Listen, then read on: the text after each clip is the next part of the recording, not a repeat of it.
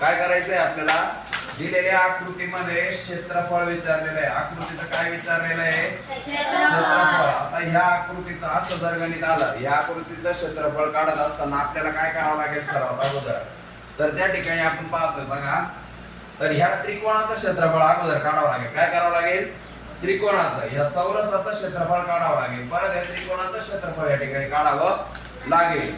जर आपण या ठिकाणी बघितलं तर एक चौरस आहे. काय आहे, चौरस आहे. मग आता क्षेत्रफळ काढत असताना आपल्याला पहिल्यांदा काढावं लागेल चौरसाचे क्षेत्रफळ. चौरसाचे क्षेत्रफळ, ह्या आकृतीत चौरसाचे क्षेत्रफळ काढत असताना आता आपल्याला चौरसाचे क्षेत्रफळ काढण्यासाठी आपल्याला काय माहिती पाहिजे, त्याची बाजू माहिती पाहिजे का नाही. मग एक बाजू काय आहे, चौरसाचे क्षेत्रफळ. आता चौरसाच्या क्षेत्रफळाचं सूत्रही आपल्याला अगोदर माहिती पाहिजे.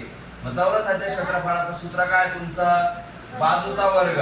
मग त्या ठिकाणी बाजूचा वर्ग झाला. मग बाजू कोणती तुमची चौरसाची, बाजू किती आहे, 12, बरोबर आहे का नाही.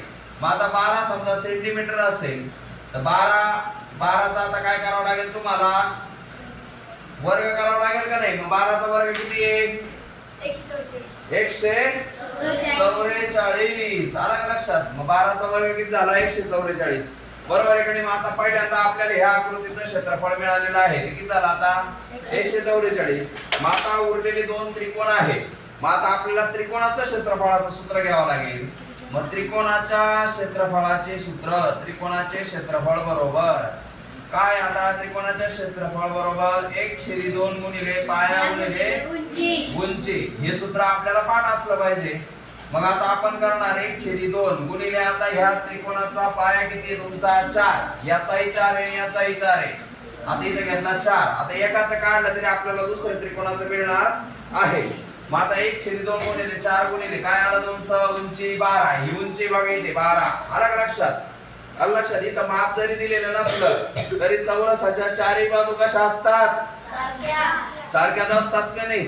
मग आता इथं आपण पाहतो 1/2 गुणिले 4 गुणिले 12, या सूत्रात किती टाकल्या, मग बे एक बे बे दुने 4. मग इथं क्षेत्रफळ किती आलं त्याचं, 12 दुने 24, बरोबर आहे का नाही. किती आलं, 24. मग आता मीटर दिलेला असेल तर मीटर, सेंटीमीटर दिलेला असेल तर सेंटीमीटर. आता याच्यामध्ये काय दिलेलं, समजा सेंटीमीटर दिलेलं आहे ना. मग आता इथं आपण सेंटीमीटर घेऊ. इथंही आपल्याला जर सेंटीमीटर दिलेलं असेल तर आता त्रिकोणाचं क्षेत्रफळ आलं लक्षात, CB आलं लक्षात, बरोबर आहे का नाही. मग इथं आपण काय करणार, दोन त्रिकोण आहे का नाही. मग दोन त्रिकोण असल्यामुळे काय करणार, पहिल्यांदा आपल्याला मिळालं चौरसाचं 144 अधिक 24 अधिक 24. मग एकूण किती झाले आता, 144 अधिक 24 अधिक 24 किती झाले टोटल 4 आणि 4 8 आणि 4 किती झाले तुमचे 12. हा चलाला 1, बरोबर आहे की नाही. हा चलाला 1, 2 आणि 1 किती झाले 3 2 5 आणि 4 किती झाले 9 आणि हा 81 1. आलं लक्षात. मग सगळ्या आकृतीचं क्षेत्रफळ किती आलं तुमचं 192. तिथं काय दिलेलं आहे, सेंटीमीटरचा वर्ग, बरोबर आहे का नाही. सगळ्यांना सेंटीमीटरचा वर्ग दिलाय का नाही, आहे ना. हे तुमचं क्षेत्रफळ आला सर्व एकत्रितरित्या 192 सेंटीमीटरचा वर्ग. कळालं का गणित, अरे कळालं का, नक्की नक्की, बर.